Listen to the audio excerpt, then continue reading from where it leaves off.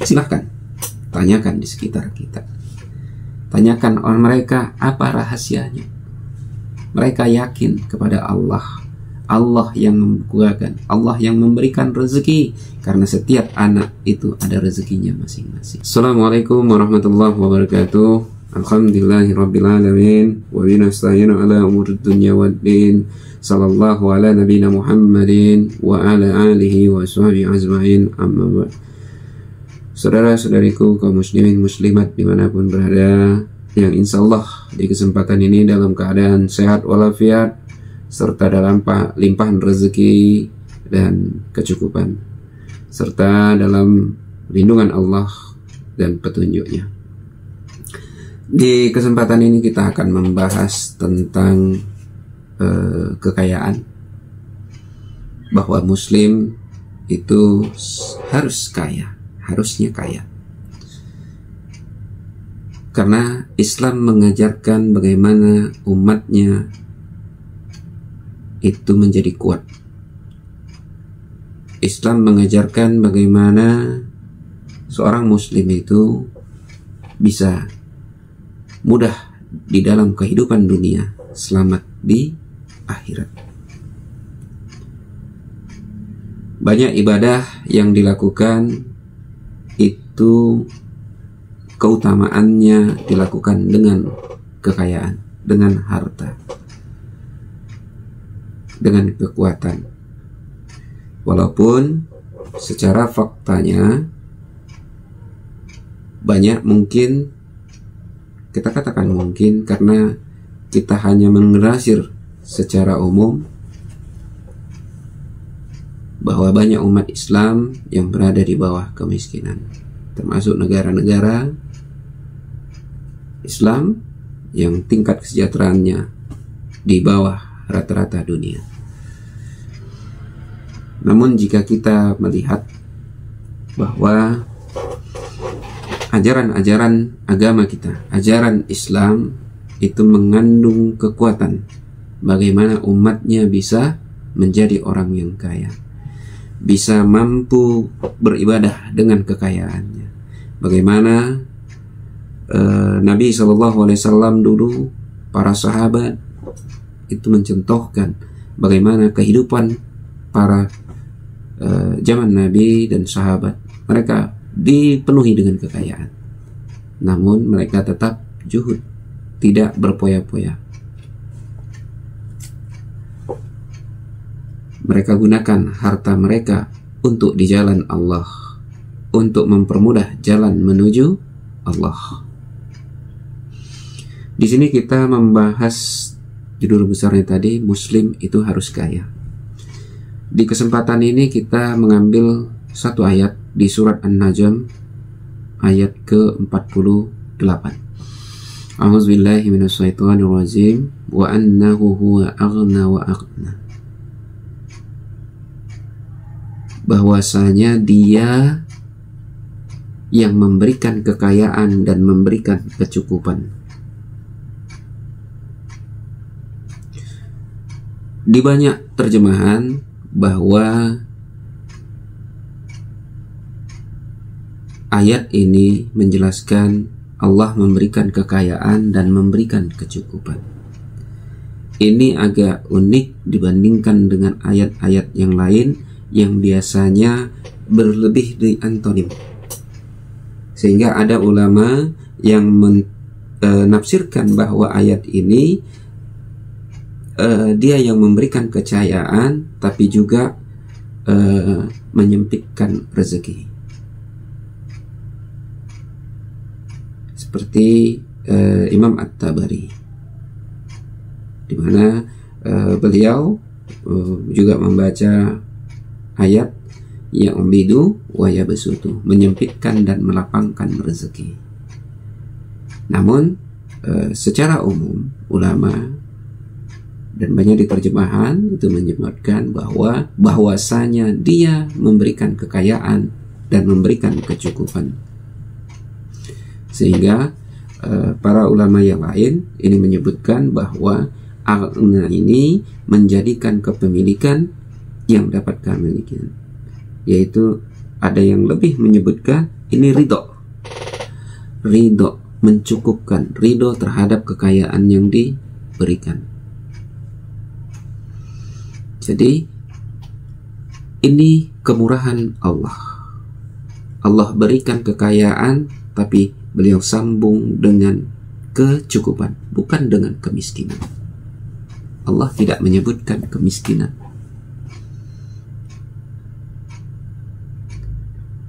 Allah berikan kecukupan.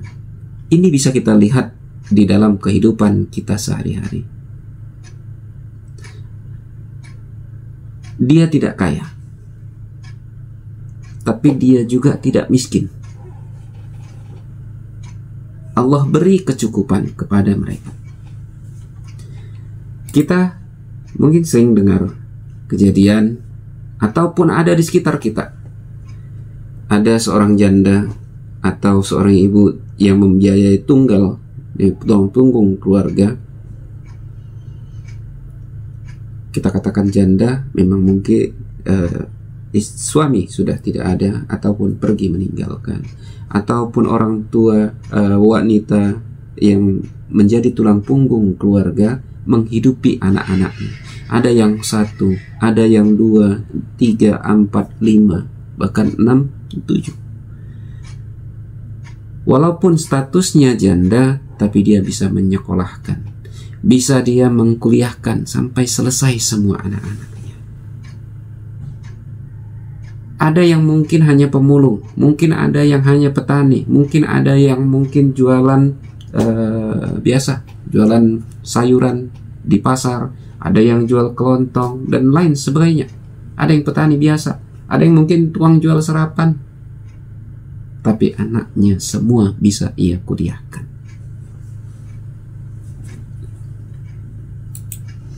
Bisa ia kuliahkan.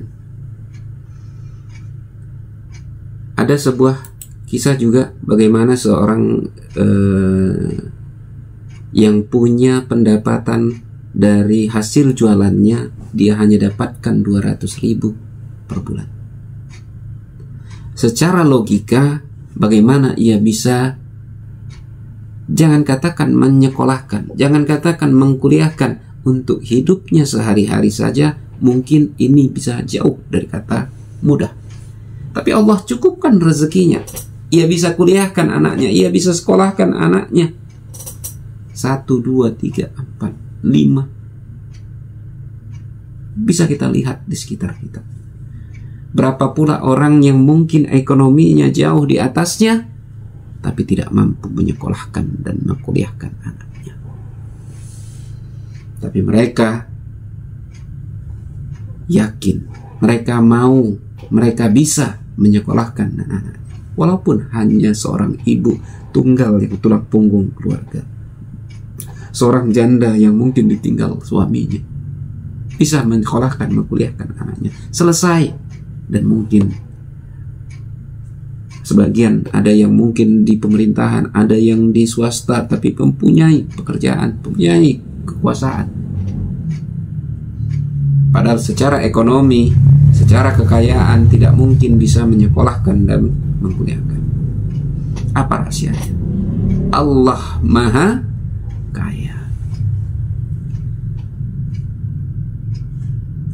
Allah yang memberikan kekayaan dan Allah yang memberikan kecukupan. Wa annahu huwa aghna wa aghna. Ini rahasia Allah. Jangan kita membatasi Allah. Tidak ada mungkin yang kita bisa membayangkan bagaimana seorang ibu bisa menghidupi keluarganya yang mungkin anaknya 5, 6, 7. Bahkan bisa sekolah, kuliah semua selesai. Siapa yang bisa menyangka? Silahkan tanyakan di sekitar kita. Tanyakan orang mereka apa rahasianya. Mereka yakin kepada Allah. Allah yang membukakan, Allah yang memberikan rezeki, karena setiap anak itu ada rezekinya masing-masing. Kita hanya jalan Kita hanya sarana. Allah yang memberikan rezeki, Allah yang memberikan kekayaan dan memberikan kecukupan. Oleh karena itu, jangan kita sanksi, jangan kita merasa miskin. Karena ketika kita sudah merasa miskin, merasa kurang, maka itulah yang terbentuk dalam jiwa kita. Allah itu sesuai dengan prasangka kita. Oleh karena itu, mari kita berbaik sangka kepada Allah. Yakinkan diri kita kepada Allah. Yakinkan kita dalam doa bahwa kita adalah orang yang kaya. Setidaknya kita berkecukupan. Cukup. Allah ridho. Apa yang mau kita lakukan, apa yang kita inginkan, apa yang kita impikan, kita cita-citakan, kita cukup untuk menjalankannya.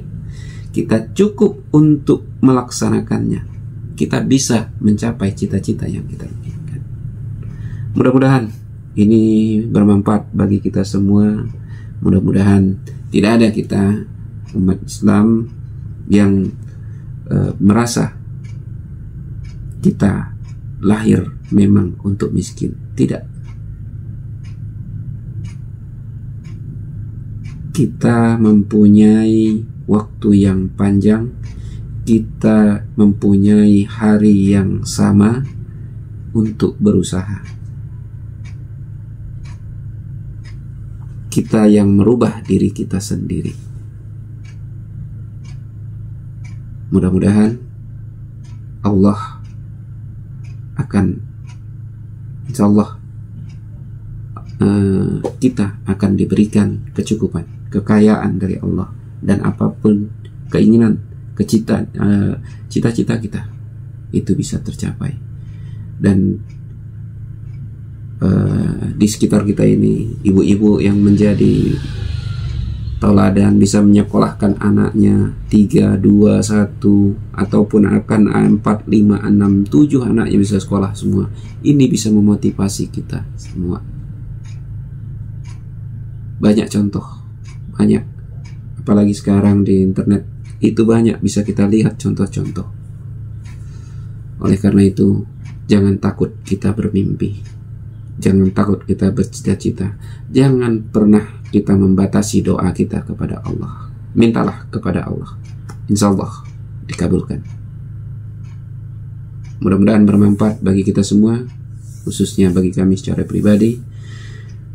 Dan kepada Allah kami mohon ampun, kepada kita mohon maaf. Mungkin ada yang kurang dan lebih dalam penyampaian kami. Itu tidak lebih, karena memang kami adalah makhluk yang dhaif. Billahi taufiq wal hidayah. Assalamualaikum warahmatullahi wabarakatuh.